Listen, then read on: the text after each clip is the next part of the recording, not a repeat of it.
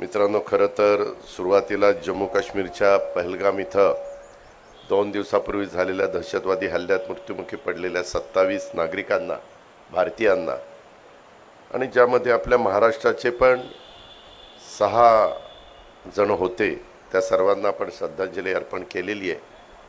परंतु ही जी काही घटना घडली ती आजही संपूर्ण भारत यामध्ये अक्षरशः असा ह्याचा बदला घेतला पाहिजे, ह्यांना त्यांची जागा दाखवली पाहिजे. देशाचे पंतप्रधान नरेंद्र मोदी साहेबांनी यामध्ये काही महत्त्वाचे निर्णय घेतले, त्याच्यामध्ये पण पाण्याच्या संदर्भातले असतील, इतर गोष्टी असतील, आणि त्यांच्याशी सगळे संबंध तोडून टाकले.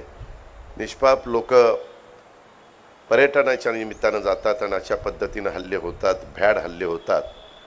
ह्याचा सगळेजण तीव्र शब्दामध्ये निषेध करतात आणि ह्या गोष्टी कदापि होता कामा नये म्हणून ज्याच्या डोक्यातनं ही गोष्ट पुढं आलेली आहे त्या सगळ्यांना